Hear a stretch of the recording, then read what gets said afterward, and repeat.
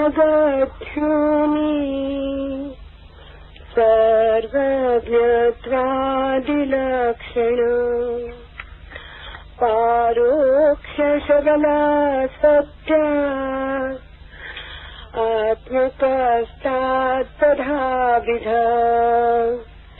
आलम्बतनया भाति योऽस्मत्प्रत्यक्षशक्तयो अन्तःकरणसम्भिन्नबोध स त्वं तदाभिध मायाविद्ये विहायैवे उपाधि परिजीवयो अखंड सच्चिदानंदम् परम ब्रह्म विलक्षते। माया रूप उपाधि वाला जगत की उत्पत्ति का स्थान सर्वज्ञता आदि लक्षणों से युक्त, परोक्षपन से मिश्र और सत्य आदि स्वरूप वाला जो परमात्मा है वो ही तत्शब्द से प्रसिद्ध है। और जो मैं ऐसे अनुभव तथा शब्द का आश्रय जान पड़ता है, जिसका ज्ञान अंतःकरण से मिथ्या है, वो जीव त्वम शब्द से पुकारा जाता है। इस परमात्मा को, माया और जीव को अविद्या ऐसे दो उपाधि हैं। इनको त्याग करने से अखंड सच्चिदानंद पर ब्रह्म ही जान पड़ता है। The Supreme Self is called by the word that, which has Maya, illusion, as its disguise, which is the source of the world, which is invested with the quality of omniscience, omnipresent, etc., which is mixed with the indirectness and which is reality itself, and that which is the shelter of the eye, experience, and of the word I, and whose knowledge about his own inner being is false, is called by the word thou, Tvam. The Supreme has Maya or illusion as its disguise, and the Self has ignorance as their disguise. Being shorn of them, only the Supreme Self remains, which is indivisible, Sat Chit Anand, existence, consciousness and bliss.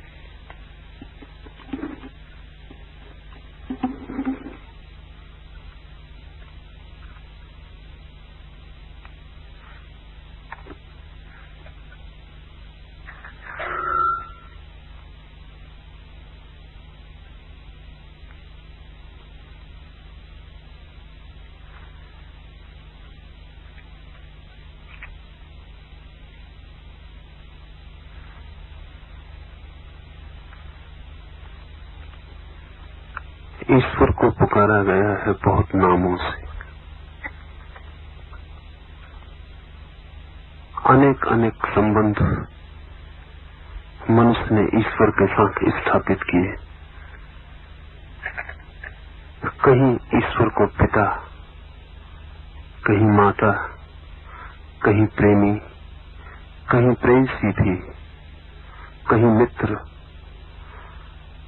कहीं कुछ और। ऐसे बहुत बहुत संबंध आदमी ने परम सत्य के साथ स्थापित करने की कोशिश की है, लेकिन उपनिषद अकेले हैं इस पूरी पृथ्वी पर जिन्होंने परमात्मा को सिर्फ कहा है दैट, वह, तत्, कोई संबंध स्थापित नहीं किया। इसे थोड़ा समझ लेना चाहिए। ये बड़ी गहरी अंतर्दृष्टि है। परमात्मा को हम प्रेम से पिता, माता पुकार सकते हैं, लेकिन उस पुकारने में समझ कम और नासमझी ज्यादा है। परमात्मा से हम कोई भी संबंध स्थापित करें वो नासमझी का है। क्यों? क्योंकि संबंध में एक अनिवार्य बात है कि दो की मौजूदगी होनी ही चाहिए। संबंध बनता ही दो से है। मैं हूं, मेरे पिता हैं तो दोनों का होना जरूरी है। मैं हूं या मेरी मां है तो दो का होना जरूरी है। परमात्मा के साथ ऐसा कोई भी संबंध सही नहीं है, ऐसा कोई भी संबंध संभव नहीं है जिसमें हम दो रह के संबंधित हो पाए। उसके साथ तो खोकर ही संबंधित हुआ जा सकता है, अलग रह के संबंधित नहीं हुआ जा सकता। इस जगत के सारे संबंध अलग रहकर ही संबंध होते हैं। परमात्मा के साथ जो संबंध है वो लीन होकर, खोकर, एक होकर स्थापित होता है। ये बड़ी उलझन की बात है। संबंध के लिए दो का होना जरूरी है। इसलिए हम ये भी कह सकते हैं कि परमात्मा से कोई संबंध कभी स्थापित नहीं हो सकता। अगर संबंध के लिए दो का होना जरूरी है तो परमात्मा से फिर कोई संबंध स्थापित नहीं हो सकता, क्योंकि परमात्मा से तो मिलन ही कब होता है जब दो मिट जाते हैं और एक रह जाता है। कबीर ने कहा है, खोजने निकला था, बहुत खोज की और तुझे नहीं पाया। खोजते खोजते खुद खो गया, तब तो मिला। वो जो खोजने निकला था वो जब तक था तब तक तुझसे कोई मिलना न हुआ, और जब खोजते खोजते तू तो न मिला लेकिन खोजने वाला खो गया, तब तुझसे मिलना हुआ। इसका तो मतलब ये हुआ कि मनुष्य का परमात्मा से मिलना कभी भी नहीं होता है, क्योंकि जब तक मनुष्य रहता है परमात्मा नहीं होता, और जब परमात्मा होता है तो मनुष्य नहीं होता। दोनों का मिलना कभी नहीं होता। इसलिए इस जगत के जितने संबंध हैं उनमें से कोई भी संबंध हम परमात्मा पर लागू करके भूल करते हैं। पिता से मिला जा सकता है बिना मिटे, मिटना कोई शर्त नहीं। माता से मिला जा सकता है बिना मिटे, मिटना कोई शर्त नहीं। लेकिन परमात्मा से मिलने की बुनियादी शर्त है मिट जाना। संबंध होता है दो के बीच, और परमात्मा से संबंध होता है तब जब दो नहीं होते। इसलिए संबंध बिल्कुल उल्टा है। उपनिषदों ने परमात्मा नहीं कहा, पिता नहीं कहा, माता नहीं कहा, कोई मानवीय संबंध स्थापित नहीं किए। सब मानवीय संबंध स्थापित करना समाजशास्त्री कहते हैं एंथ्रोपोसेंट्रिक है, मानव केंद्रित है। आदमी अपने को ही थोपता चला जाता है हर चीज में। इस एंथ्रोपोसेंट्रिक, ये मानव केंद्रित जो दृष्टि है, इसे थोड़ा समझ लेना चाहिए, क्योंकि आधुनिक मनसशास्त्र, समाजशास्त्र इस शब्द से बहुत प्रभावित है और इसका बड़ा मूल्य स्वीकार करते हैं। आदमी जो कुछ भी देखता है उसमें आदमी को आरोपित कर लेता है। चांद पर बादल घिरे हों तो हम कहते हैं चांद का मुखड़ा घूंघट में छिपा है। न वहां कोई मुखड़ा है और न वहां कोई घूंघट है, पर आदमी अपने अनुभव को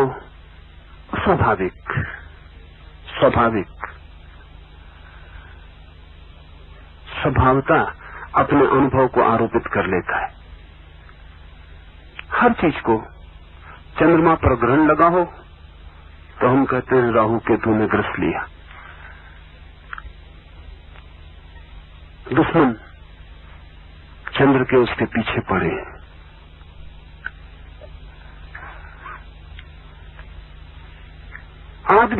आदमी की ही भाषा में सोच सकता है। इसलिए हम अपने चारों तरफ जो भी देखते हैं उसमें हम अपने को आरोपित करते चले जाते हैं। पृथ्वी को हम माता कहते हैं, आरोपण है। आकाश को हम पिता कहते हैं, आरोपण है। और हम खोजने जाएंगे तो आदमी ने जो जो संबंध निर्धारित किए हैं अपने जगत से, उन सब में अपने ही संबंधों को स्थापित कर दिया है। फ्रायड कहता है कि ईश्वर की जो बात है वो असल में पिता का सब्स्टिट्यूट है, परिपूरक है। बच्चा पैदा होता है, असहाय होता है, कमजोर होता है, असुरक्षित होता है। पिता वरद हस्त बन जाता है, बचाता है, बड़ा करता है, उसकी छाया में बड़ा होता है। छोटा बच्चा अपने पिता को परम शक्ति मानता है, उससे बड़ा कोई दुनिया में नहीं। इसलिए छोटे बच्चे अक्सर विवाद करते रहते हैं कि किसका पिता बड़ा है। हर बच्चा दावा करता है मेरा पिता बड़ा है, और हर बच्चे को लगता है कि उसके पिता से बड़ा और क्या हो सकता है। आखिरी अल्टीमेट जो आखिरी बात हो सकती है शक्ति की, वो पिता के हाथ में है। बचपन में बच्चा सहारा लेकर बड़ा होता है पिता का। भरोसा, आस्था, आदर सब उसका पिता के प्रति होता है। अगर पिता उसका हाथ पकड़ के आग में भी चला जाए तो वो मजे से हंसता हुआ चला जाएगा, क्योंकि जहां पिता जा रहा है वहां जाने में कोई अड़चन नहीं है। अभी न कोई संदेह जगा है, न अभी कोई अनास्था पैदा हुई है। अभी पिता परम श्रद्धा का पात्र है, लेकिन जैसे जैसे बच्चा बड़ा होगा ये श्रद्धा टूटने लगेगी, पिता की कमजोरियां दिखाई पड़नी शुरू हो जाएंगी।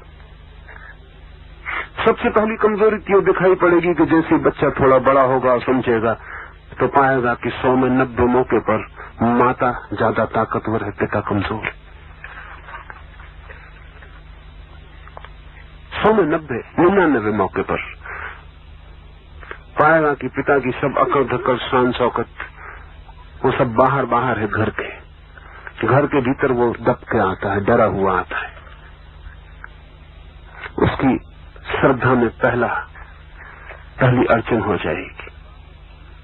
फिर जैसे जैसे बड़ा होगा समझ बढ़ेगी, देखेगा कि पिता का भी बास है, जिसके सामने पिता बिल्कुल खड़ा हुआ कपता है। तो बचपन में जो श्रद्धा पोसी थी पिता के प्रति, वो पिता से हट जाएगी, खाली हो जाएगी। वो खाली श्रद्धा ही आदमी फ्रायड के हिसाब से परमात्मा पे थोपता है, कल्पित पिता पर, ताकि मन खाली न रह जाए। इसलिए आदमी परमात्मा को पिता कहते हैं कि वो परम पिता है, महान शक्तिशाली है। ख्याल रखें, बच्चे जो जो गुण पिता में बताते हैं वही गुण धार्मिक लोग परमात्मा में बताते हैं।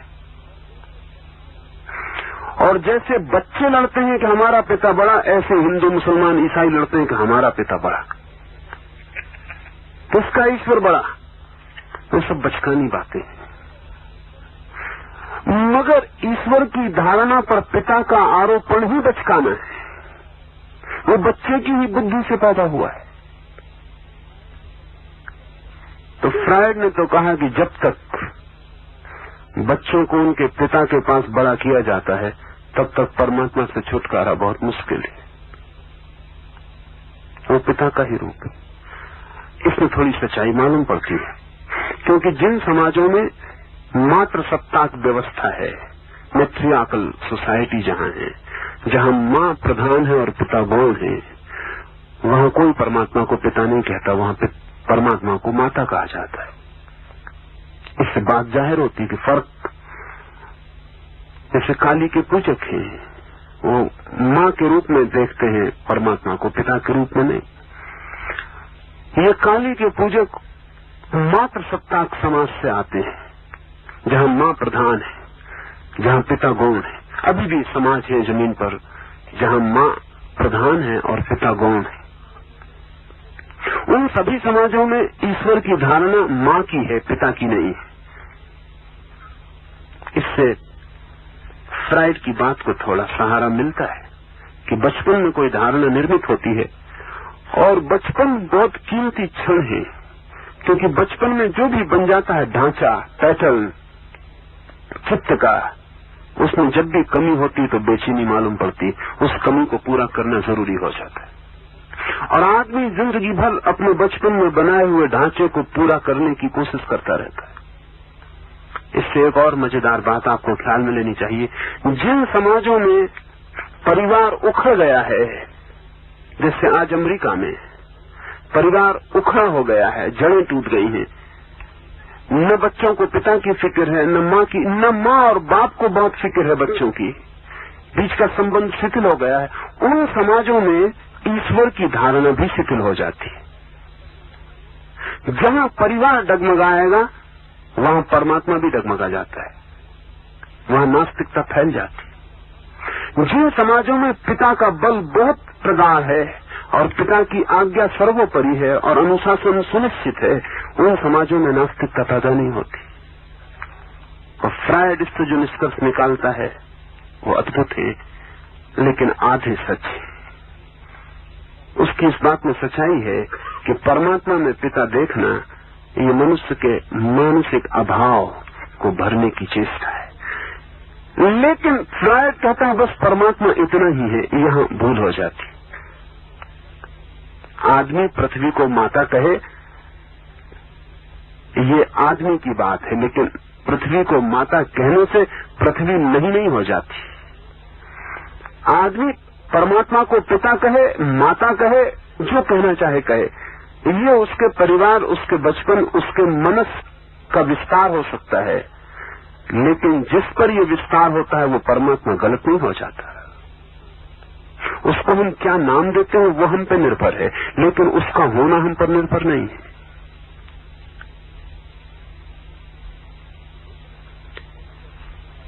उपनिषद को अगर फ्रायड जानता होता तो बड़ी मुश्किल में पड़ता, क्योंकि उपनिषद कोई संबंध ही निर्मित नहीं करता। फ्रायड ने अगर उपनिषद पढ़े होते तो आधुनिक मनोविज्ञान की कथा दूसरी होती, क्योंकि फ्रायड ईमानदार आदमी था।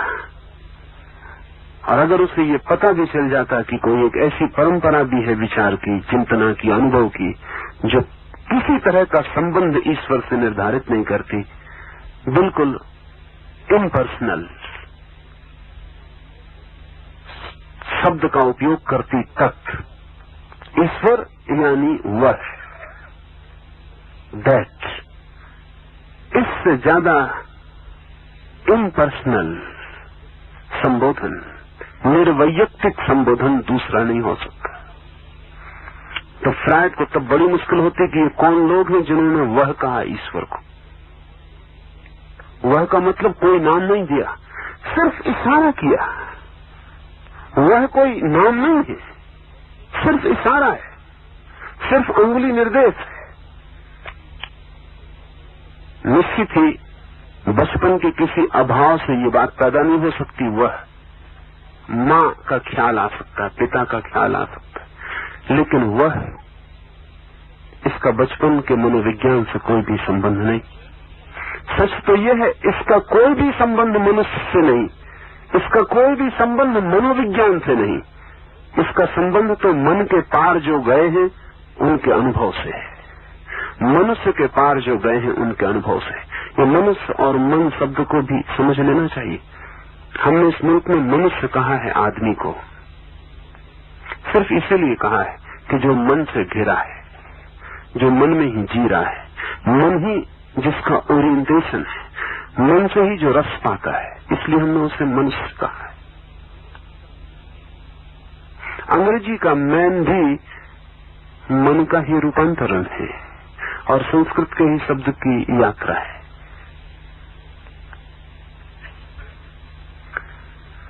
मन ही मनुष्य है। जहां मन का अतिक्रमण होता है वहां मनुष्यता का भी अतिक्रमण हो जाता है। ये उन लोगों का वक्तव्य है जो मनुष्य के पार गए, मन के पार गए और उन्होंने इशारा किया वह। पर इसमें कई बातें सोच लेने जैसी हैं। पिता की पूजा हो सकती है, वही की पूजा कैसे करिएगा? पिता का मंदिर बन सकता है, माँ का मंदिर हो सकता है, वह का मंदिर कैसे बनाइएगा? या बना सकते वह, इसका कैसे मंदिर बने? पुरुष, स्त्री, माता, पिता, इनकी मूर्तियां बन सकती हैं, वह की क्या मूर्ति बनाइएगा? उपनिषद से बड़े मूर्ति भंजक शास्त्र दूसरे नहीं। हालांकि एक शब्द नहीं कहा है उन्होंने कि मूर्ति की पूजा मत करना। ये भी थोड़ा समझ लेने जैसा है। मुसलमान मूर्ति को तोड़ने में लगे रहे हैं, सिर्फ इसीलिए कि मोहम्मद ने कहा उसकी कोई मूर्ति नहीं हो सकती। मोहम्मद की वाणी ठीक उपनिषद की बात है, उसकी कोई मूर्ति नहीं हो सकती। लेकिन जिसकी मूर्ति बन नहीं सकती उसकी मूर्ति तोड़ी जा सकती है, ये मुसलमान मानते हैं। जिसकी बन नहीं सकती उसकी तोड़ी क्या खाक जा सकती। तो एक तरह के पागल बनाने में लगे हैं, दूसरे तरह के पागल मिटाने में लगे हैं। ये बड़े मजे की बात है कि मूर्ति भंजक भी मूर्ति पूजक ही होता है। वो जो मूर्ति को तोड़ने जाता है वो भी मूर्ति को मानता तो है ही, कम से कम तोड़ने योग्य मेहनत तो उठाते ही। इतना तो भरोसा उसका भी है। फर्क क्या है, एक पूजा के फूल रखने जाता है, एक जाके हथौड़े से सिर तोड़ाता है। छेनियों और हथौड़ों से ही मूर्तियां बनती हैं और छेनी हथौड़ों से ही तोड़ी जाती हैं। दोनों की आस्था में बहुत फर्क नहीं है। दोनों मानते हैं कि मूर्ति में कोई महत्व है। पूजा करने वाला मानता है कि महत्व है, तोड़ने वाला भी मानता है कि महत्व है। कभी कभी तो तोड़ने वाला ज्यादा महत्व मानता है, क्योंकि पूजा करने वाला जीवन को संकट में नहीं डालता मूर्ति के लिए, तोड़ने वाला जीवन को संकट में डालता है, जान लगा देता है अपनी। उसको तोड़ने में कुरान कहती है कि जिसकी कोई मूर्ति ही नहीं हो सकती, तो किसकी मूर्ति तोड़ते हो? उपनिषद न तो मूर्ति पूजक है और न मूर्ति भंजक। उपनिषद की दृष्टि रूप आकार मूर्ति के बिल्कुल पार चली गई। कहा वह दैट तत्, इसकी क्या मूर्ति बन सकती है? इसकी कोई मूर्ति नहीं बन सकती। वह रूप नहीं है, वह का कोई रूप है, आकार,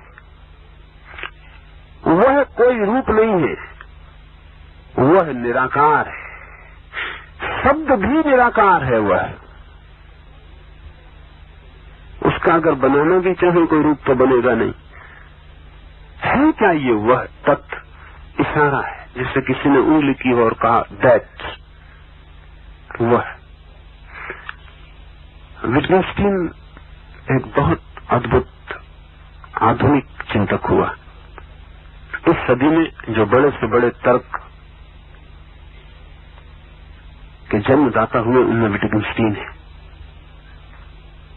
विटगेनस्टीन ने अपनी बहुमूल्य, इस सदी में लिखी गई 2, 4, 5 किताबों में एक मूल्यवान किताब ट्रैक्टेटस लॉजिकस में लिखा है कि कुछ बातें ऐसी हैं जो कहीं नहीं जा सकती, सिर्फ उनकी तरफ इशारा किया जा सकता है। There are things which cannot be said, but still they can be sought. कहा तो नहीं जा सकता उनके बाबत कुछ, लेकिन इशारा किया जा सकता है। उपनिषद इशारा करते हैं परमात्मा की तरफ, कहते कुछ भी नहीं, सिर्फ इशारा है वह।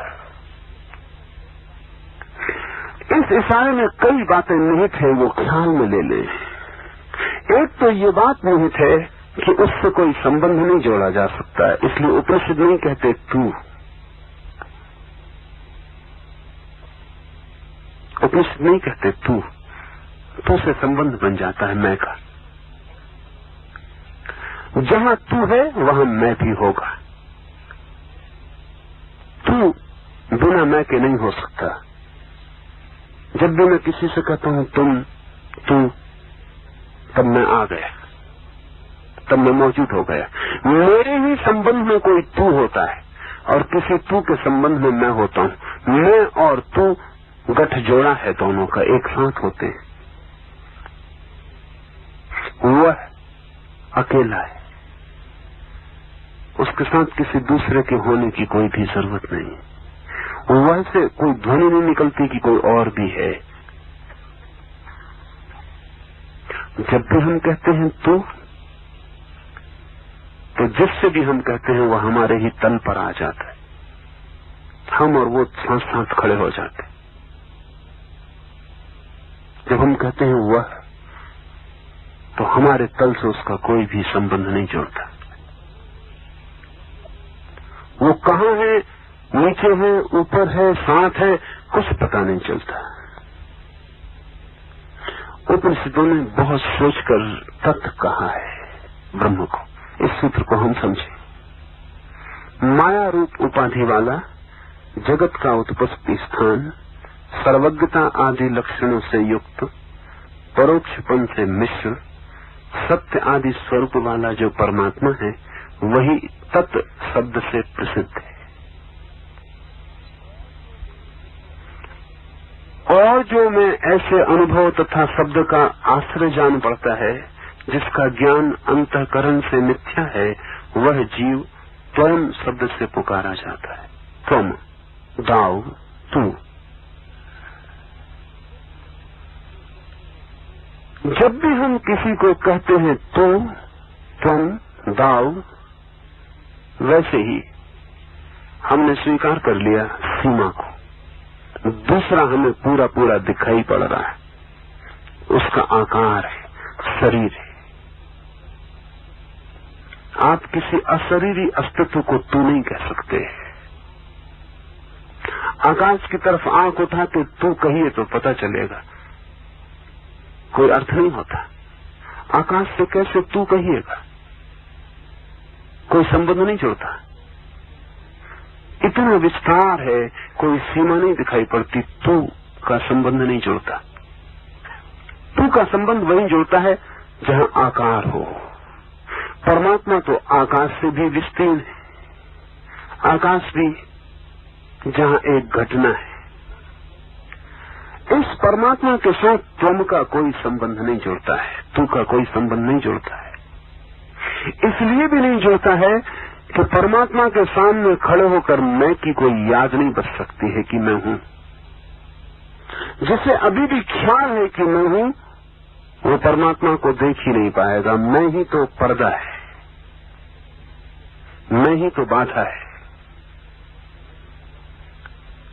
जब तक मैं है तब तक मैं तू को ही देखूंगा सब जगह, तब तक निराकार से मेरा संबंध नहीं होगा।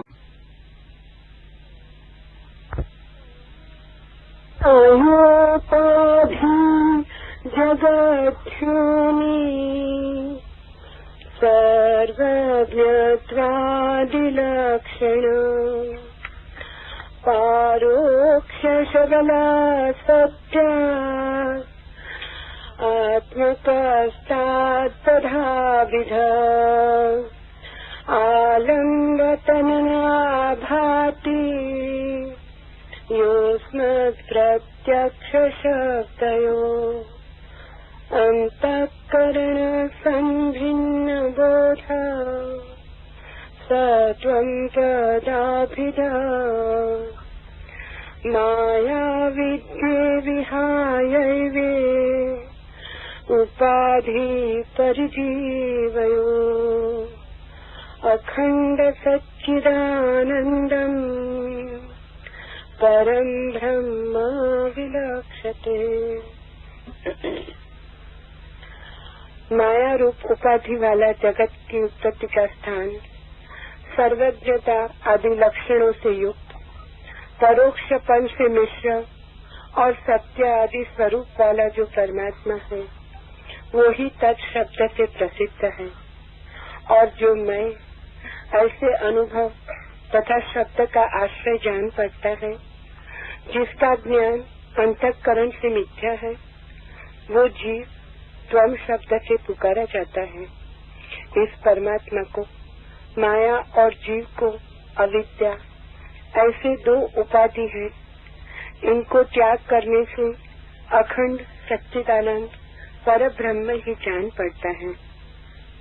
The supreme self is called by the word that, which has Maya, illusion, as its disguise, which is the source of the world, which is invested with the quality of omniscience, omnipresent, etc., which is mixed with the indirectness and which is reality itself, and that which is the shelter of the eye, experience, and of the word I, and whose knowledge about his own inner being is false, is called by the word Tao, Tvam. The Supreme has Maya or illusion as its disguise, and the self has ignorance as their disguise. Being shorn of them, only the Supreme Self remains, which is indivisible, Sat Chit Anand, existence, consciousness and bliss.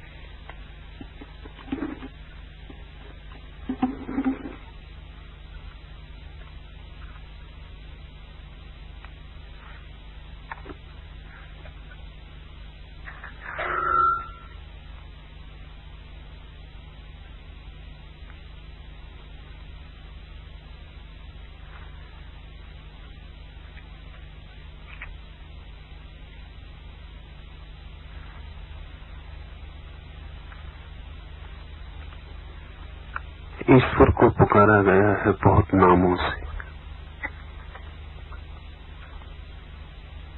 अनेक अनेक संबंध मनुष्य ने ईश्वर के साथ स्थापित किए। कहीं ईश्वर को पिता, कहीं माता, कहीं प्रेमी, कहीं प्रेयसी भी, कहीं मित्र, कहीं कुछ और। ऐसे बहुत बहुत संबंध आदमी ने परम सत्य के साथ स्थापित करने की कोशिश की, लेकिन उपनिषद अकेले हैं इस पूरी पृथ्वी पर जिन्होंने परमात्मा को सिर्फ कहा है दैट, वह, तत्, कोई संबंध स्थापित नहीं किया। इसे थोड़ा समझ लेना चाहिए। ये बड़ी गहरी अंतर्दृष्टि है। परमात्मा को हम प्रेम से पिता, माता पुकार सकते हैं, लेकिन उस पुकारने में समझ कम और नासमझी ज्यादा है। परमात्मा से हम कोई भी संबंध स्थापित करें वो नासमझी का है। क्यों? क्योंकि संबंध में एक अनिवार्य बात है कि दो की मौजूदगी होनी ही चाहिए। संबंध बनता ही दो से है। मैं हूं, मेरे पिता हैं तो दोनों का होना जरूरी है। मैं हूं या मेरी मां है तो दो का होना जरूरी है। परमात्मा के साथ ऐसा कोई भी संबंध सही नहीं है, ऐसा कोई भी संबंध संभव नहीं है जिसमें हम दो रह के संबंधित हो पाए। उसके साथ तो खोकर ही संबंधित हुआ जा सकता है, अलग रह के संबंधित नहीं हुआ जा सकता। इस जगत के सारे संबंध अलग रहकर ही संबंध होते हैं। परमात्मा के साथ जो संबंध है वो लीन होकर, खोकर, एक होकर स्थापित होता है। ये बड़ी उलझन की बात है। संबंध के लिए दो का होना जरूरी है। इसलिए हम ये भी कह सकते हैं कि परमात्मा से कोई संबंध कभी स्थापित नहीं हो सकता। अगर संबंध के लिए दो का होना जरूरी है तो परमात्मा से फिर कोई संबंध स्थापित नहीं हो सकता, क्योंकि परमात्मा से तो मिलन ही कब होता है जब दो मिट जाते हैं और एक रह जाता है। कबीर ने कहा है, खोजने निकला था, बहुत खोज की और तुझे नहीं पाया। खोजते खोजते खुद खो गया, तब तो मिला। वो जो खोजने निकला था वो जब तक था तब तक तुझसे कोई मिलना न हुआ, और जब खोजते खोजते तू तो न मिला लेकिन खोजने वाला खो गया, तब तुझसे मिलना हुआ। इसका तो मतलब ये हुआ कि मनुष्य का परमात्मा से मिलना कभी भी नहीं होता है, क्योंकि जब तक मनुष्य रहता है परमात्मा नहीं होता, और जब परमात्मा होता है तो मनुष्य नहीं होता। दोनों का मिलना कभी नहीं होता। इसलिए इस जगत के जितने संबंध हैं उनमें से कोई भी संबंध हम परमात्मा पर लागू करके भूल करते हैं। पिता से मिला जा सकता है बिना मिटे, मिटना कोई शर्त नहीं। माता से मिला जा सकता है बिना मिटे, मिटना कोई शर्त नहीं, लेकिन परमात्मा से मिलने की बुनियादी शर्त है मिट जाना। संबंध होता है दो के बीच, और परमात्मा से संबंध होता है तब जब दो नहीं होते, इसलिए संबंध बिल्कुल उल्टा है। उपनिषदों ने परमात्मा नहीं कहा, पिता नहीं कहा, माता नहीं कहा, कोई मानवीय संबंध स्थापित नहीं किए। सब मानवीय संबंध स्थापित करना समाजशास्त्री कहते हैं एंथ्रोपोसेंट्रिक है, मानव केंद्रित है। आदमी अपने को ही थोपता चला जाता है हर चीज में। इस एंथ्रोपोसेंट्रिक, ये मानव केंद्रित जो दृष्टि है, इसे थोड़ा समझ लेना चाहिए, क्योंकि आधुनिक मनसशास्त्र, समाजशास्त्र इस शब्द से बहुत प्रभावित है और इसका बड़ा मूल्य स्वीकार करते हैं। आदमी जो कुछ भी देखता है उसमें आदमी को आरोपित कर लेता है। चांद पर बादल घिरे हों तो हम कहते हैं चांद का मुखड़ा घूंघट में छिपा, न वहां कोई मुखड़ा है और न वहां कोई घूंघट है। पर आदमी अपने अनुभव को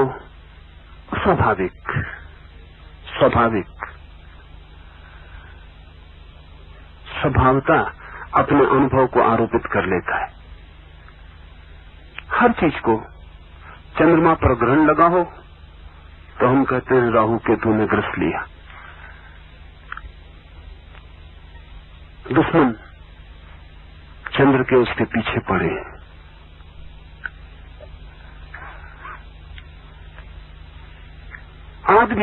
आदमी की ही भाषा में सोच सकता है, इसलिए हम अपने चारों तरफ जो भी देखते हैं उसमें हम अपने को आरोपित करते चले जाते हैं। पृथ्वी को हम माता कहते हैं, आरोपण है। आकाश को हम पिता कहते हैं, आरोपण है। और हम खोजने जाएंगे तो आदमी ने जो जो संबंध निर्धारित किए हैं अपने जगत से, उन सब में अपने ही संबंधों को स्थापित कर दिया है। फ्रायड कहता है कि ईश्वर की जो बात है वो असल में पिता का सब्स्टिट्यूट है, परिपूरक है। बच्चा पैदा होता है, असहाय होता है, कमजोर होता है, असुरक्षित होता है। पिता वरद हस्त बन जाता है, बचाता है, बड़ा करता है, उसकी छाया में बड़ा होता है। छोटा बच्चा अपने पिता को परम शक्ति मानता है, उससे बड़ा कोई दुनिया में नहीं। इसलिए छोटे बच्चे अक्सर विवाद करते रहते हैं कि किसका पिता बड़ा है। हर बच्चा दावा करता है मेरा पिता बड़ा है, और हर बच्चे को लगता है कि उसके पिता से बड़ा और क्या हो सकता है। आखिरी अल्टीमेट जो आखिरी बात हो सकती है शक्ति की, वो पिता के हाथ में है। बचपन में बच्चा सहारा लेके बड़ा होता है पिता का। भरोसा, आस्था, आदर सब उसका पिता के प्रति होता है। अगर पिता उसका हाथ पकड़ के आग में भी चला जाए तो वो मजे से हंसता हुआ चला जाएगा, क्योंकि जहां पिता जा रहा है वहां जाने में कोई अड़चन नहीं है। अभी न कोई संदेह जगा है, न अभी कोई अनास्था पैदा हुई है। अभी पिता परम श्रद्धा का पात्र है, लेकिन जैसे जैसे बच्चा बड़ा होगा ये श्रद्धा टूटने लगेगी, पिता की कमजोरियां दिखाई पड़नी शुरू हो जाएंगी। सबसे पहली कमजोरी क्यों दिखाई पड़ेगी कि जैसे बच्चा थोड़ा बड़ा होगा और समझेगा तो पाएगा कि 100 में 90 मौके पर माता ज्यादा ताकतवर है, पिता कमजोर। 100 में 90, 99 मौके पर पाएगा कि पिता की सब अकड़ धकड़, शान शौकत वो सब बाहर है घर के। घर के भीतर वो दब के आता है, डरा हुआ आता है। उसकी श्रद्धा में पहली अड़चन हो जाएगी। फिर जैसे जैसे बड़ा होगा समझ बढ़ेगी, देखेगा कि पिता का भी बास है, जिसके सामने पिता बिल्कुल खड़ा हुआ कपता है। तो बचपन में जो श्रद्धा पोसी थी पिता के प्रति, वो पिता से हट जाएगी। खाली हो जाएगी। वो खाली श्रद्धा ही आदमी फ्रायड के हिसाब से परमात्मा पर थोपता है, कल्पित पिता पर, ताकि मन खाली न रह जाए। इसलिए आदमी परमात्मा को पिता कहते हैं कि वो परम पिता है, महान शक्तिशाली है। ख्याल रखें, बच्चे जो जो गुण पिता में बताते हैं वही गुण धार्मिक लोग परमात्मा में बताते हैं। और जैसे बच्चे लड़ते हैं कि हमारा पिता बड़ा, ऐसे हिंदू मुसलमान ईसाई लड़ते हैं कि हमारा पिता बड़ा, किसका ईश्वर बड़ा। ये सब बचकानी बातें हैं। मगर ईश्वर की धारणा पर पिता का आरोपण ही बचकाना है। वो बच्चे की ही बुद्धि से पैदा हुआ है। तो फ्रायड ने तो कहा कि जब तक बच्चों को उनके पिता के पास बड़ा किया जाता है तब तक परमात्मा से छुटकारा बहुत मुश्किल है। वो पिता का ही रूप है। इसमें थोड़ी सच्चाई मालूम पड़ती है, क्योंकि जिन समाजों में मात्र सत्ताक व्यवस्था है, मैट्रियार्कल सोसाइटी जहां है, जहां मां प्रधान है और पिता गौण है, वहां कोई परमात्मा को पिता नहीं कहता, वहां परमात्मा को माता कहा जाता है। इससे बात जाहिर होती है कि फर्क, जैसे काली के पूजक हैं, वो मां के रूप में देखते हैं परमात्मा को, पिता के रूप में नहीं। ये काली के पूजक मात्र सत्ताक समाज से आते हैं, जहां मां प्रधान है, जहां पिता गौण है। अभी भी समाज है जमीन पर जहां मां प्रधान है और पिता गौण है। उन सभी समाजों में ईश्वर की धारणा मां की है, पिता की नहीं है। इससे फ्रायड की बात को थोड़ा सहारा मिलता है कि बचपन में कोई धारणा निर्मित होती है, और बचपन बहुत कीमती क्षण है, क्योंकि बचपन में जो भी बन जाता है ढांचा, पैटर्न चित्त का, उसमें जब भी कमी होती तो बेचैनी मालूम पड़ती, उस कमी को पूरा करना जरूरी हो जाता है। और आदमी जिंदगी भर अपने बचपन में बनाए हुए ढांचे को पूरा करने की कोशिश करता रहता है। इससे एक और मजेदार बात आपको ख्याल में लेनी चाहिए। जिन समाजों में परिवार उखड़ गया है, जैसे आज अमेरिका में परिवार उखड़ा हो गया है, जड़ें टूट गई हैं, न बच्चों को पिता की फिक्र है, न माँ और बाप को बहुत फिक्र है बच्चों की, बीच का संबंध शिथिल हो गया है, उन समाजों में ईश्वर की धारणा भी शिथिल हो जाती है। जहां परिवार डगमगाएगा वहां परमात्मा भी डगमगा जाता है, वहां नास्तिकता फैल जाती है। जिन समाजों में पिता का बल बहुत प्रगाढ़ है और पिता की आज्ञा सर्वोपरि है और अनुशासन सुनिश्चित है, उन समाजों में नास्तिकता पैदा नहीं होती। और फ्रायड इससे जो निष्कर्ष निकालता है वो अद्भुत है, लेकिन आधे सच है। उसकी इस बात में सच्चाई है कि परमात्मा में पिता देखना ये मनुष्य के मानसिक अभाव को भरने की चेष्टा है। लेकिन फ्रायड कहता है बस परमात्मा इतना ही है, यहां भूल हो जाती। आदमी पृथ्वी को माता कहे ये आदमी की बात है, लेकिन पृथ्वी को माता कहने से पृथ्वी नहीं हो जाती। आदमी परमात्मा को पिता कहे, माता कहे, जो कहना चाहे कहे, ये उसके परिवार, उसके बचपन, उसके मनस का विस्तार हो सकता है, लेकिन जिस पर ये विस्तार होता है वो परमात्मा गलत नहीं हो जाता। उसको हम क्या नाम देते हैं वो हम पे निर्भर है, लेकिन उसका होना हम पर निर्भर नहीं है।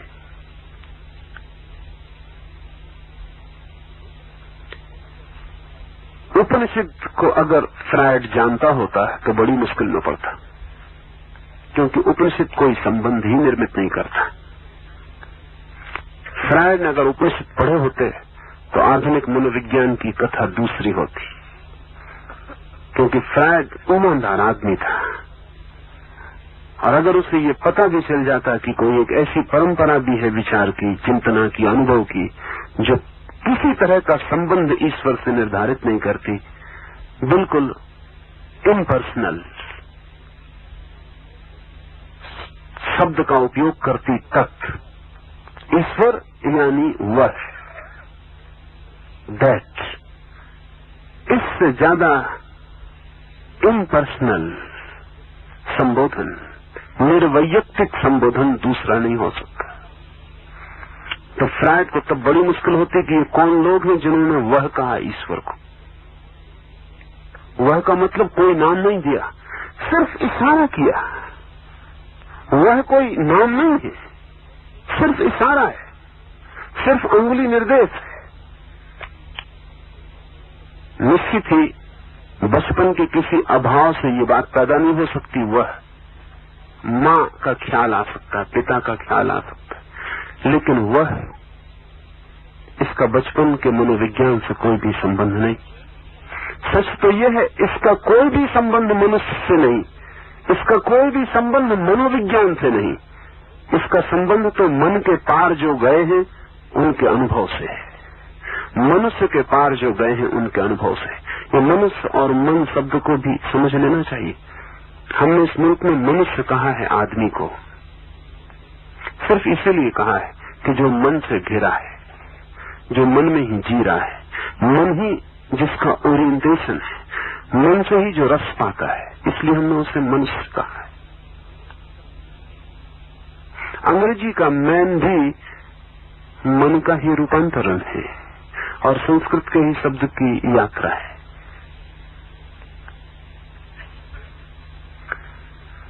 मन ही मनुष्य है। जहां मन का अतिक्रमण होता है वहां मनुष्यता का भी अतिक्रमण हो जाता है। ये उन लोगों का वक्तव्य है जो मनुष्य के पार गए, मन के पार गए और उन्होंने इशारा किया वह। पर इसमें कई बातें सोच लेने जैसी हैं। पिता की पूजा हो सकती है, वही की पूजा कैसे करिएगा? पिता का मंदिर बन सकता है, मां का मंदिर हो सकता है, वह का मंदिर कैसे बनाइएगा? या बना सकते वह, इसका कैसे मंदिर बने? पुरुष, स्त्री, माता पिता, इनकी मूर्तियां बन सकती हैं, वह की क्या मूर्ति बनाइएगा? उपनिषद से बड़े मूर्ति भंजक शास्त्र दूसरे नहीं। हालांकि एक शब्द नहीं कहा है उन्होंने कि मूर्ति की पूजा मत करना। ये भी थोड़ा समझ लेने जैसा है। मुसलमान मूर्ति को तोड़ने में लगे रहे सिर्फ इसीलिए कि मोहम्मद ने कहा उसकी कोई मूर्ति नहीं हो सकती। मोहम्मद की वाणी ठीक उपनिषद की बात है, उसकी कोई मूर्ति नहीं हो सकती। लेकिन जिसकी मूर्ति बन नहीं सकती उसकी मूर्ति तोड़ी जा सकती है, ये मुसलमान मानते हैं। जिसकी बनी नहीं सकती उसकी तोड़ी क्या खाक जा सकती? तो एक तरह के पागल बनाने में लगे हैं, दूसरे तरह के पागल मिटाने में लगे हैं। ये बड़े मजे की बात है कि मूर्ति भंजक भी मूर्ति पूजक ही होता है। वो जो मूर्ति को तोड़ने जाता है वो भी मूर्ति को मानता तो है ही, कम से कम तोड़ने योग्य मेहनत तो उठाते ही। इतना तो भरोसा उसका भी है। फर्क क्या है? एक पूजा के फूल रखने जाता है, एक जाके हथौड़े से सिर तोड़ाता है। छेनियों और हथौड़ों से ही मूर्तियां बनती हैं और छेनी हथौड़ों से ही तोड़ी जाती हैं। दोनों की आस्था में बहुत फर्क नहीं है। दोनों मानते हैं कि मूर्ति में कोई महत्व है। पूजा करने वाला मानता है कि महत्व है, तोड़ने वाला भी मानता है कि महत्व है। कभी कभी तो तोड़ने वाला ज्यादा महत्व मानता है, क्योंकि पूजा करने वाला जीवन को संकट में नहीं डालता मूर्ति के लिए, तोड़ने वाला जीवन को संकट में डालता है, जान लगा देता है अपनी। उसको तोड़ने में कुरान कहती है कि जिसकी कोई मूर्ति ही नहीं हो सकती, तो किसकी मूर्ति तोड़ते हो? उपनिषद न तो मूर्ति पूजक है और न मूर्ति भंजक। उपनिषद की दृष्टि रूप आकार मूर्ति के बिल्कुल पार चली गई। कहा वह दैट तत्व, इसकी क्या मूर्ति बन सकती है? इसकी कोई मूर्ति नहीं बन सकती। वह रूप नहीं है, वह का कोई रूप है, आकार, वह कोई रूप नहीं है, वह निराकार है। शब्द भी निराकार है। वह उसका अगर बनाना भी चाहे कोई रूप तो बनेगा नहीं। है क्या ये वह तत्व इशारा है, जिसे किसी ने उंगली की और कहा दैट वह। विटगेनस्टीन एक बहुत अद्भुत आधुनिक चिंतक हुआ। इस सदी में जो बड़े से बड़े तर्क के जन्मदाता हुए उनमें विटगेनस्टीन है। विटगेनस्टीन ने अपनी बहुमूल्य इस सदी में लिखी गई 2, 4, 5 किताबों में एक मूल्यवान किताब ट्रैक्टेटस लॉजिकस में लिखा है कि कुछ बातें ऐसी हैं जो कही नहीं जा सकती, सिर्फ उनकी तरफ इशारा किया जा सकता है। There are things which cannot be said, but still they can be sought. कहा तो नहीं जा सकता उनके बाबत कुछ, लेकिन इशारा किया जा सकता है। उपनिषद इशारा करते हैं परमात्मा की तरफ, कहते कुछ भी नहीं, सिर्फ इशारा है वह। इस इशारे में कई बातें निहित है, वो ख्याल में ले लें। एक तो ये बात निहित है कि उससे कोई संबंध नहीं जोड़ा जा सकता है, इसलिए उपनिषद नहीं कहते तू। उपनिषद नहीं कहते तू से संबंध बन जाता है मैं का। जहां तू है वहां मैं भी होगा। तू बिना मैं के नहीं हो सकता। जब भी मैं किसी से कहता हूं तुम, तू, तब मैं आ गया, तब मैं मौजूद हो गया। मेरे ही संबंध में कोई तू होता है और किसी तू के संबंध में मैं होता हूं। मैं और तू गठ जोड़ा है, दोनों का एक साथ होते हैं। वह अकेला है, उसके साथ किसी दूसरे के होने की कोई भी जरूरत नहीं। वह से कोई ध्वनि नहीं निकलती कि कोई और भी है। जब भी हम कहते हैं तू, तो जिससे भी हम कहते हैं वह हमारे ही तल पर आ जाता है। हम और वो साथ साथ खड़े हो जाते हैं। जब हम कहते हैं वह, तो हमारे तल से उसका कोई भी संबंध नहीं जोड़ता। वो कहां है, नीचे है, ऊपर है, साथ है, कुछ पता नहीं चलता। उपनिषदों ने बहुत सोचकर तत्व कहा है ब्रह्म को। इस सूत्र को हम समझें। माया रूप उपाधि वाला, जगत का उत्पत्ति स्थान, सर्वज्ञता आदि लक्षणों से युक्त, परोक्षपन से मिश्र, सत्य आदि स्वरूप वाला जो परमात्मा है, वही तत् शब्द से प्रसिद्ध है। और जो मैं ऐसे अनुभव तथा शब्द का आश्रय जान पड़ता है, जिसका ज्ञान अंतःकरण से मिथ्या है, वह जीव त्वम शब्द से पुकारा जाता है। त्वम, दाव, तू। जब भी हम किसी को कहते हैं तू, त्वम, दाव, वैसे ही हमने स्वीकार कर लिया सीमा को। दूसरा हमें पूरा पूरा दिखाई पड़ रहा है, उसका आकार है, शरीर है। आप किसी अशरीरी अस्तित्व को तू नहीं कह सकते। आकाश की तरफ आंख उठा के तू कहिए तो पता चलेगा, कोई अर्थ नहीं होता। आकाश से कैसे तू कहिएगा, कोई संबंध नहीं जुड़ता। इतना विस्तार है, कोई सीमा नहीं दिखाई पड़ती। तू का संबंध नहीं जुड़ता। तू का संबंध वहीं जुड़ता है जहां आकार हो।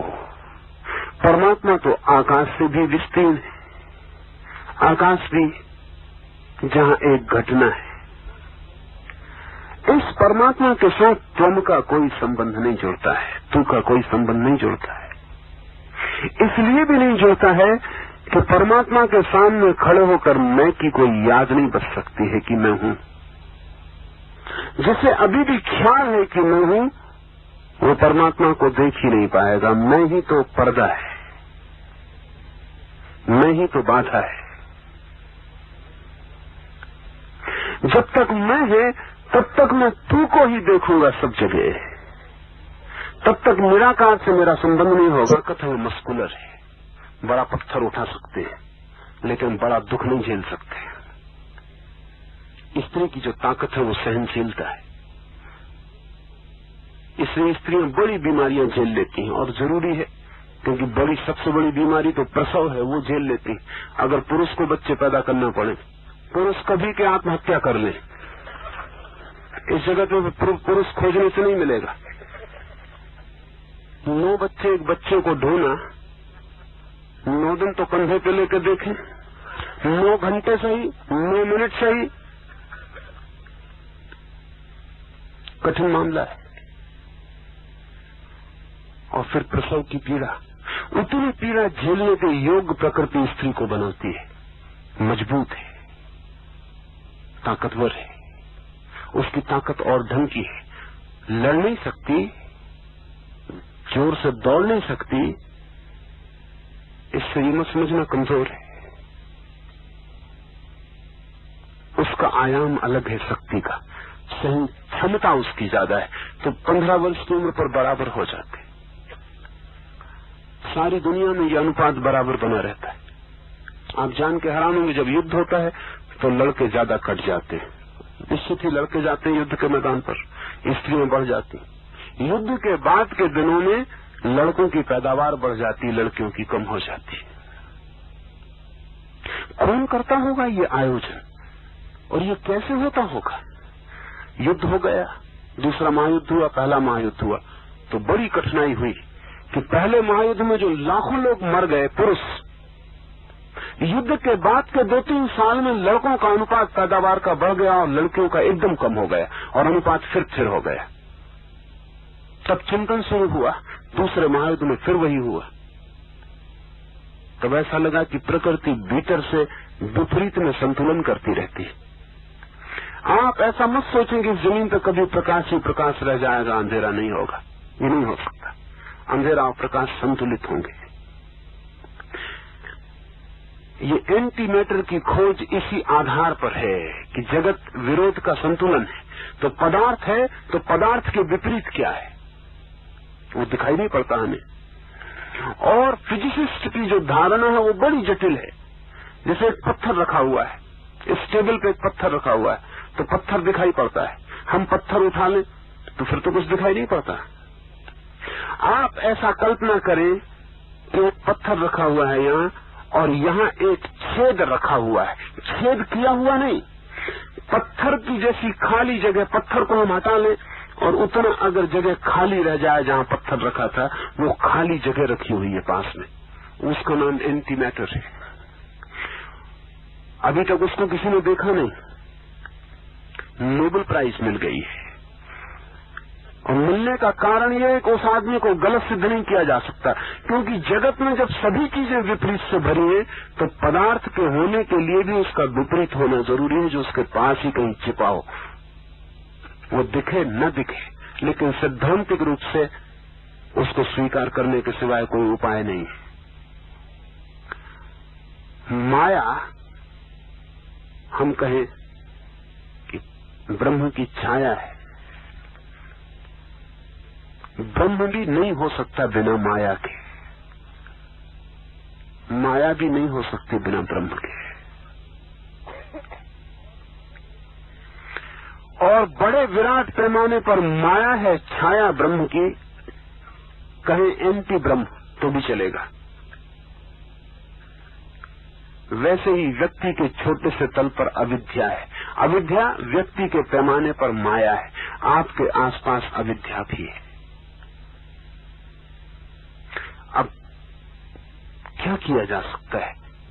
अविद्या है व्यक्ति के पास, अविद्या को कैसे छोड़े? और अगर ये नियति है, अगर ये विश्व की व्यवस्था है कि विपरीत होगा ही, और अगर ब्रह्म भी अब तक माया को नहीं छोड़ पाया है,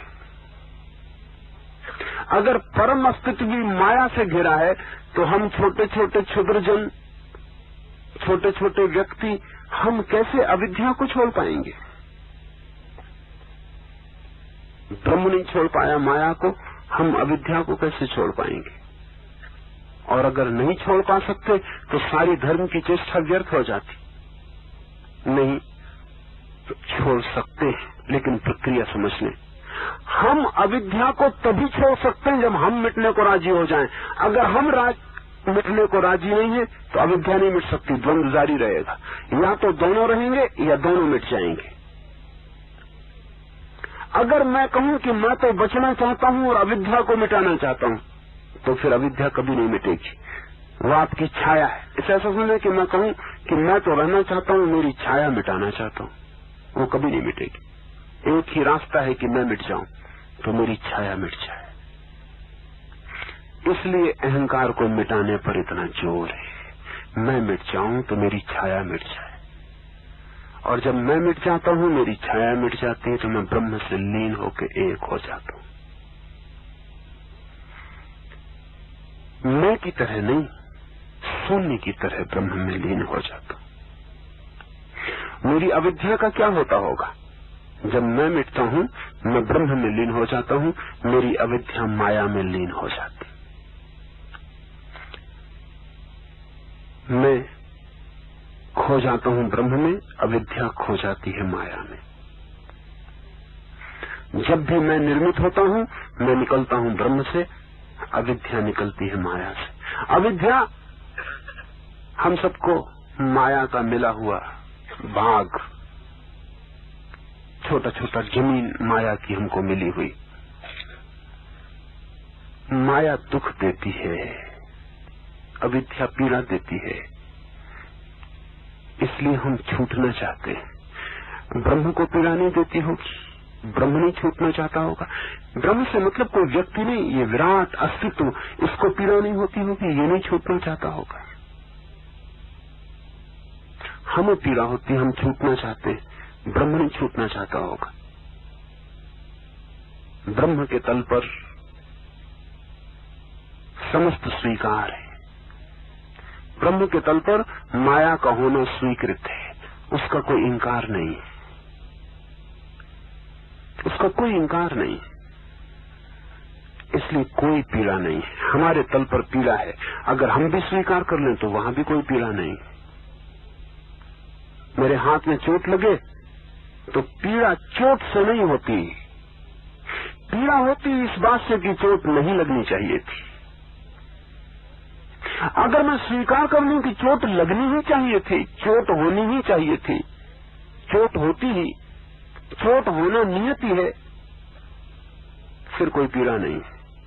पीड़ा है विरोध में, पीड़ा है अस्वीकार में। तो हम स्वीकार नहीं कर पाते हैं, इसलिए पीड़ा है। कोई हमें स्वीकार कर लेता, उसे कोई जनक, कोई कृष्ण उसे स्वीकार कर लेता है, तो यही बिना कुछ किए अविद्या माया बन जाती, कृष्ण ब्रह्म हो जाते। कृष्ण स्वीकार कर लेते हैं उसे। कृष्ण और बुद्ध, कृष्ण और महावीर के रास्ते में ये फर्क है। महावीर अपने को मिटाते हैं ताकि अविद्या मिट जाए। कृष्ण न अपने को मिटाते हैं, न अविद्या को स्वीकार कर लेते हैं। महावीर अपने को मिटा के अविद्या मिटाते हैं, कृष्ण स्वीकार करके ब्रह्मरूप हो जाते हैं तत्क्षण। क्योंकि जब ब्रह्म माया नहीं मिटा रहा है और स्वीकार कर रहा है, तो कृष्ण भी स्वीकार कर लेते। इसलिए कृष्ण को हमने पूर्ण अवतार कहा है। कोई अस्वीकार नहीं है वहां, इसलिए पूर्णता है। जरा सा भी अस्वीकार हो, अपूर्णता हो जाती। इसलिए हमने राम को कभी पूर्ण अवतार नहीं कहा, कह नहीं सकते, क्योंकि राम के मन में बहुत अस्वीकार है, बड़ी मर्यादाएं, सीमाओं की धारणा है। एक धोबी कह देता है कि सीता पे संदेह है, तो राम ये भी नहीं सह पाते। एक धोबी, अब कोई ना समझो कि कोई कमी है दुनिया में, कोई भी कुछ कह दे, और कोई राम के वक्त के धोबी बहुत समझदार होते होंगे, सब तो है नहीं कुछ, पर एक धोबी भी ये कह दे कि सीता पे संदेह, और अपनी स्त्री से कह दे कि एक रात घर के बाहर रही, भीतर न घुसने दूंगा, मैं कोई राम नहीं हूं, क्या समझा तूने कि इतने दिन रावण के घर सीता रह गई और वो सज्जन लेके वापस लौट आए? मैं कोई राम नहीं हूं। ये बात पीला कर गई। राम के मन में कांटा चुभ गया। राम के मन में पूरी स्वीकृति नहीं है।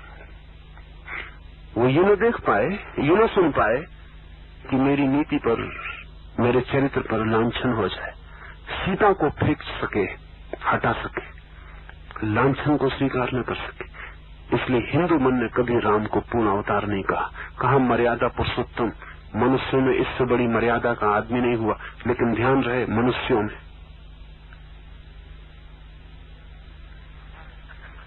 मर्यादा पुरुषोत्तम, लेकिन बस एक सीमा है।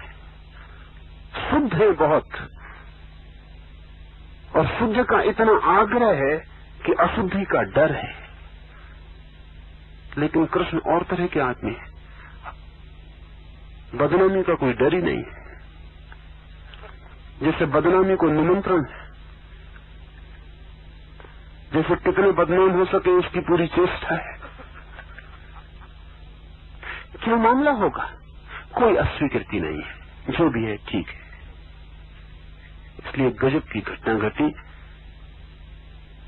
कृष्ण के जीवन में। ठीक वैसी घटना घटी जैसा ब्रह्म और माया की विराट में घट रही है। एक छोटी भूमि पर जैसे विराट छोटा होकर उतर आया और आसपास माया की छोटी घटना घटी। पूरी स्वीकृति है। जहां अविद्या स्वीकृत है वहां नष्ट करने की कोई जरूरत नहीं है। जहां स्वीकृत नहीं है वहां अविद्या नष्ट करनी पड़ेगी, लेकिन नष्ट करने का एक ही उपाय है, खुद को नष्ट करना, तो ही नष्ट हो पाएगी। इसलिए महावीर और बुद्ध का रास्ता कठिन है, काटने वाला है, अहंकार को तोड़ने वाला है, मिटाने वाला है। एक एक जड़ से तोड़ेंगे, मिटाएंगे, तब छाया मिटेगी, छुटकारा होगा। कृष्ण का स्वीकार का है, कहीं कोई तोड़ना नहीं, लेकिन आसान वो भी नहीं है। लगता है आसान, शायद गहरे खोजे तो और भी ज्यादा कठिन भी हो सकता है, क्योंकि मन स्वीकार करने को राजी नहीं होता। मन कहता है ये हो, ये न हो, ऐसा हो, ऐसा न हो। मन कहता ही चला जाता है क्या न हो, क्या हो। मन बांटता ही चला जाता है। तो दो ही मार्ग हैं जगत में। एक मार्ग है दोनों को मिटा दो, और एक मार्ग है दोनों से राजी हो जाओ। दोनों हालत में छुटकारा हो जाता है।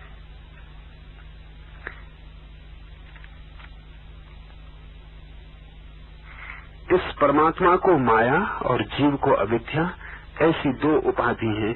इनके त्याग करने से अखंड सच्चिदानंद परम ब्रह्म ही जान पड़ता है। इनके त्याग करने से, त्याग के दो मार्ग मैंने आपको कहे। एक मार्ग है मिट जाए, अविद्या मिट जाए। एक मार्ग है राजी हो जाए, स्वीकार कर ले, जो है उसके बाहर जाने की आकांक्षा छोड़ दें। जैसा है उसमें रत्ती भर फर्क करने का विचार न करे, तो भी जो शेष रह जाता है वो सच्चिदानंद ब्रह्म है।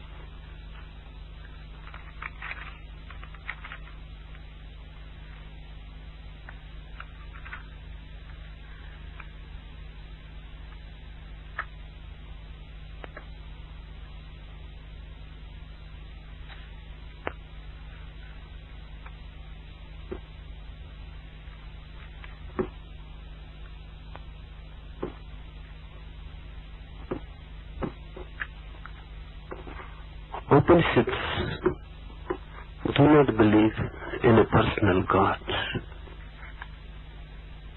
Neither they believe in any personal relationship with the divine. They say personal relationship is impossible, inconceivable. Why?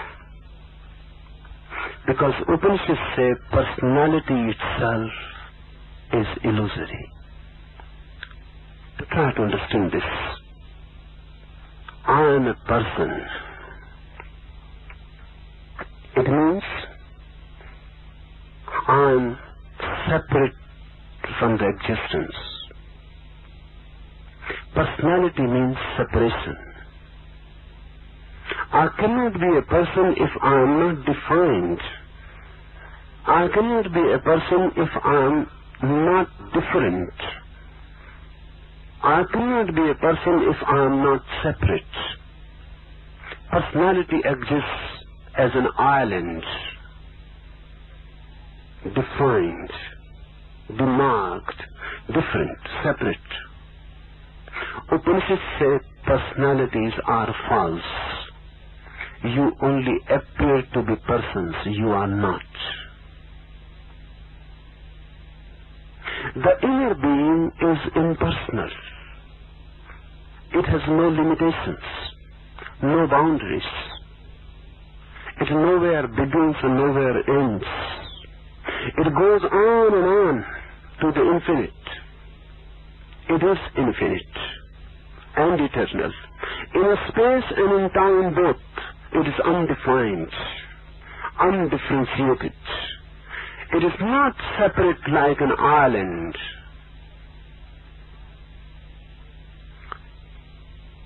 This word personality is very beautiful. We don't have such a beautiful word in Sanskrit or Hindi. This word personality comes from a Greek root, which means mask. The Greek root is persona. Persona means mask. Actors used it to deceive or to create an impression of some face in drama. The original word means just a mask, a face, artificial. So if you are playing in the drama, acting as Ram, you can use a false face, which gives the impression that you are Ram. Inside, you are not Ram, only the face is Ram. The word personality comes from persona. We all have personalities which are simply masks. Inside, there is no person at all. Inside, you are just eternal energy, infinite energy. Outside, you have a face. That face is not you.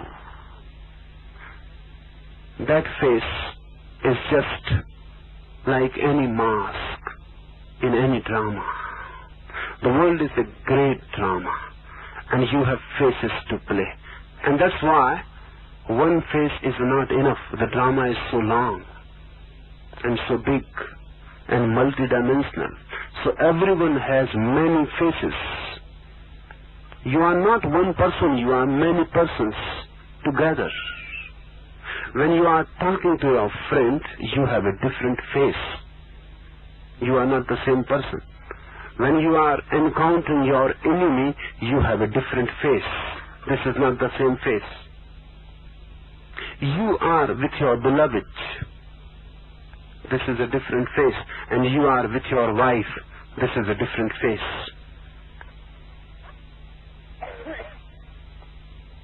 You can look.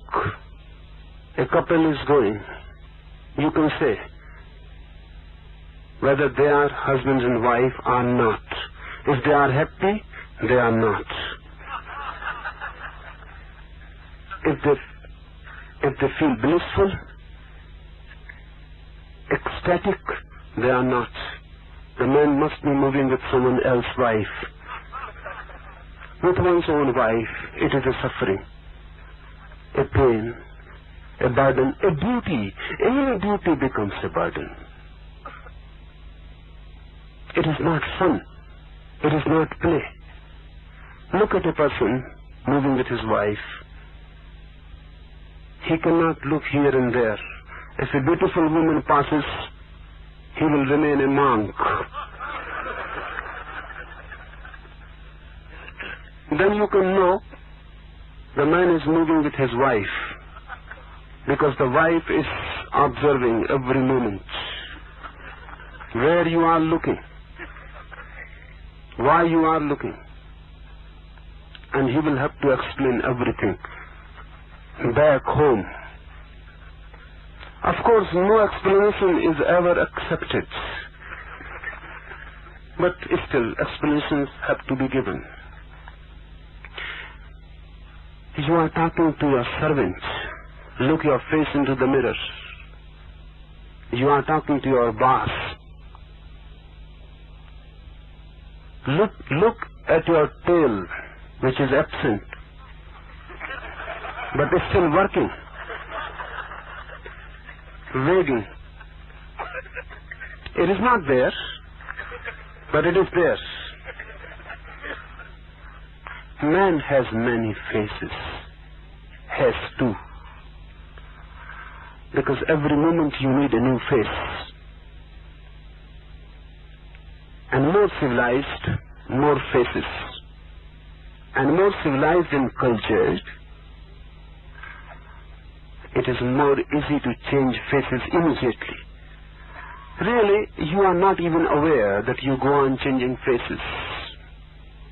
The whole thing has become automatic. So personality is not personality, really personalities. Every man is many men, a crowd inside, and many faces constantly changing, moment to moment. But are you your faces? In Zen, in Japan, whenever a seeker comes to a master, the master says to him, meditate. And this is the object of your meditation. I'll give you this object for your meditation. Find out your original face. Original face. Find out how you looked before you were born. Or find out how you will look when you have died. Find out your original face, which is yours, not for others. Our all faces are for others. Have you any face of your own? You cannot have. Because faces are basically for others. You need not them for yourself. There is no need. You are faceless. Really, the original face is faceless. You have no face inside. All faces are outside. They are for others, meant to be for others. Upanishads say that you are impersonal inside, just life, not a person, just energy, not a person, just vitality, not a person, just existence, not a person. So how can you create a relationship with the divine? How can you create any relationship with the original source of life? When you don't have any face, how can the divine have any face? The divine is faceless. The divine has no face. He need not have any. The divine is just pure existence with no body and no face. So you cannot be related personally. Religions have talked in terms of personal relationship. Some religions call that God is father, mother, brother, beloved, or anything you wish. But they go on thinking in terms of relationship, to be related. They go on thinking in terms of anthropocentric attitude. Father is a human relationship. Brothers, mother, beloved, all relationships are human. You think think in terms of relationship with the divine, you miss the point, because the divine is not a person, and there is no possibility of personal relationship.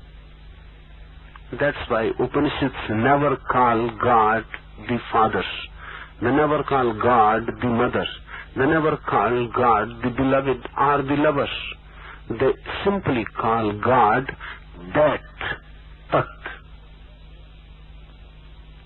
This word that is very basic to Upanishadic teaching and philosophy. When you call that, it gives no sense of personality. When you call existence that, you cannot be related to it. No possibility how you can be related to that. You cannot be related to that. What does it mean? Does it mean that you cannot be really related to the divine? No.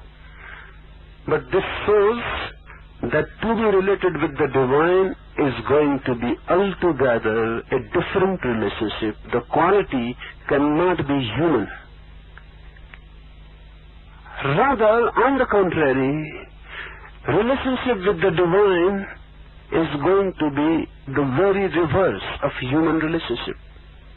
When I am related to someone as husband and wife, or brother and sister, or father and son, two are needed in any relationship. A relationship can exist only between 2 points, 2 relators. This is how human relationship exists, between 2. It is a flow, a bridge between 2. It is dual. Human relationship is dual. 2 points are needed, then it can exist between these 2. But with that pure existence, divine, or God, you cannot be related in a dual way. You can be related only when you become one. You can be related only when you are no more. Until you are, there can be no relationship. When you are not, then you are related. But then the very word becomes absurd, because relation always means between 2. How can there be relationship when only one exists? But this is the reverse of relationship. To call divine that indicates many things. There are many implications. 1, you cannot be related in the ordinary sense of relationship with the divine. You can be related in a very extraordinary sense, absurd sense, when you have become one. Secondly, you cannot worship that. That's impossible. Upanishads don't say, don't preach any worship, any prayer. No. It will be good to understand the difference between prayer and meditation. Upanishads teach meditation, never prayer. Prayer is always personal, a dialogue between you and the divine. But how can you have a dialogue with that? Impossible. The person must be there, only then a dialogue is possible. One of the greatest Jewish thinkers of this age, Martin Buber, has written a book, I and Thou. Jewish thinking is dual, just the contrary of the Upanishadic thinking. Buber says, I and thou, this is the basic relationship between man and between man and divine also. Because this is the only relationship, I and thou. When you stand before God as I and God becomes thou, you are related. Buber says, when God becomes thou, you are in love. Upanishads will not agree. They say if God is thou, then you are still there to call him thou. The I exists, and I is the barrier. The ego exists, and the ego cannot be related. And if you think that the ego is related to the divine, then this thinking is false and pseudo. Really, you are in imagination. God, if becomes thou, it is imaginary. Upanishads say that, but we can say I and thou, we cannot say I and that, because there is no relationship between I and that. I must drop, only then the that evolves, arises. With the dropping of the I, the that is born. It is there, but the I is a barrier.